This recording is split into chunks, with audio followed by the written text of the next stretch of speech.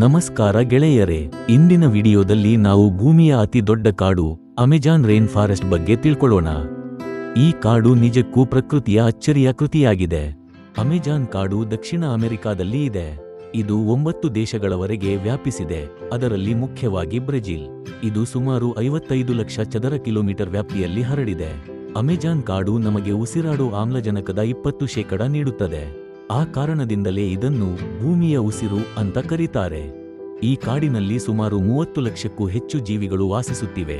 ಅದರಲ್ಲಿ ವಿಷಕಾರಿ ಹಾವುಗಳು, ದೊಡ್ಡ ಜಗ್ವಾರ್ ಪ್ರಾಣಿ, ಬಣ್ಣ ಬಣ್ಣದ ಪಕ್ಷಿಗಳು ಮತ್ತು ಸಾವಿರಾರು ಸಸ್ಯಗಳ ಪ್ರಭೇದಗಳು ಸೇರಿವೆ.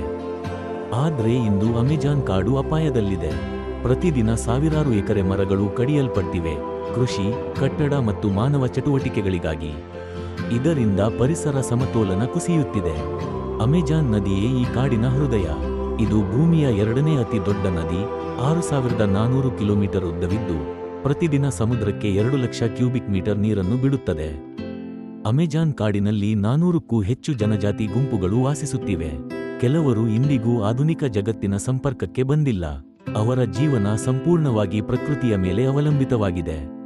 ಬ್ರೆಜಿಲ್ ಮತ್ತು ಇತರ ದೇಶಗಳು ಕಾನೂನು ತರ್ತಿವೆ ಮತ್ತು ಅನೇಕ ಎನ್ಜಿಒಗಳು ಈ ಕಾಡನ್ನು ಉಳಿಸಲು ಕೆಲಸ ಮಾಡುತ್ತಿದ್ದಾರೆ. ಸೇವ್ ದಿ ಅಮೆಜಾನ್ ಚಳವಳಿ ಜಾಗತಿಕ ಮಟ್ಟದಲ್ಲಿ ನಡೆಯುತ್ತಿದೆ. ಅಮೆಜಾನ್ ಕಾಡು ಕೇವಲ ಮರಗಳ ಗುಂಪಲ್ಲ, ಅದು ಭೂಮಿಯ ಜೀವಸಂಪತ್ತು. ನಾವು ಇದನ್ನ ಉಳಿಸಬೇಕು ಅಂದ್ರೆ ಪ್ರಕೃತಿಯನ್ನ ಗೌರವಿಸಬೇಕು. ನಿಮಗೆ ಈ ವಿಡಿಯೋ ಇಷ್ಟ ಆಯಿತಾದ್ರೆ ಲೈಕ್ ಮಾಡಿ, ಶೇರ್ ಮಾಡಿ ಮತ್ತು ಚಾನೆಲ್ ಸಬ್ಸ್ಕ್ರೈಬ್ ಮಾಡೋದನ್ನ ಮರಬೇಡಿ.